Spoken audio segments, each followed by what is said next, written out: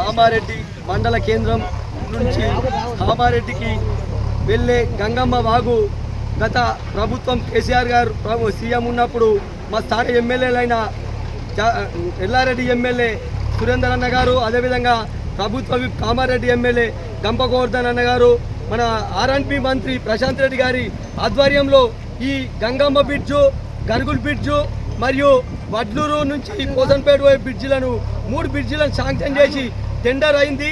కానీ ఇప్పటి వరకు ఈ పని చేయక 8 నెలల నుంచి కాంగ్రెస్ ప్రభుత్వం వచ్చినాక ఈ పని నత్తనడకన జరుగుతుంది. దీని వలన రామారెడ్డి మండల కేంద్రం నుంచి దాదాపు 18 గ్రామాలు ఉంటాయి. అదేవిధంగా ఇటు మాచారెడ్డి మండల్ కావచ్చు, మన నిజామాబాద్ జిల్లా అయిన భీమ్గాల్, సిరికొండ మరియు దర్పల్లి మండలాల ప్రజలు కూడా ఈ దారి వెంబడినే మన హైదరాబాద్ కావచ్చు, కామారెడ్డి వెళ్తారు. కాబట్టి తొందరగా ఆర్ఎన్బి అధికారులు స్పందించి మా స్థానిక ఎమ్మెల్యే గారు కూడా స్పందించాలి. ఎందుకంటే ఇది కామారెడ్డికి కూతవేడి దూరంలో ఉన్న మండల రామారెడ్డి మండల కేంద్ర ప్రజలకు ఇప్పుడు ఈ వాటర్ వచ్చి ఈ బ్రిడ్జి నిర్మాణం కాకపోవడం వలన ఇప్పుడు మేము ఈ మండల ప్రజలు కోసంపేట నుంచి 5 కిలోమీటర్లు ఎక్కువ దూరం అవుతుంది. అదేవిధంగా అక్కడ కూడా వర్షం ఎక్కువ పడితే నగర్ సదాశివ నగర్ నుంచి లేకపోతే మాచారెడ్డి మండల కేంద్రం నుంచి కామారెడ్డి వెళ్ళడం జరుగుతుంది.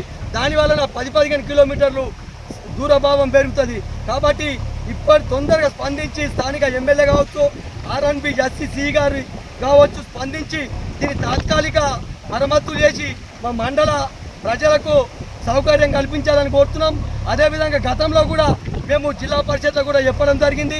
అదేవిధంగా ఆర్ఎన్బి అధికారులకు చాలాసార్లు పత్రికాముఖంగా అదేవిధంగా మా ఎమ్మెల్యేలు కూడా చెప్పడం, మాజీ ఎమ్మెల్యేలు కూడా చెప్పారు.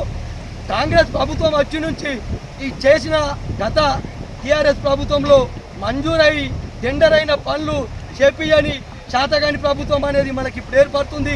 ఎక్కడ లేని పనులు గతంలో కేసీఆర్ గారు నిర్మాణానికి నిధులు మంజూరు చేసిన పనులే ఇప్పుడు మన కామారెడ్డి కాన్స్టిట్యున్సీ కావచ్చు, ఎల్లారెడ్డి కాన్స్టిట్యున్సీలో కూడా గతంలో ఇచ్చిన పనులు కూడా టెండర్ అయిన పనులు కూడా చేపట్టలేని అసమర్థతగా ఉన్నారు ప్రజాప్రతినిధులు.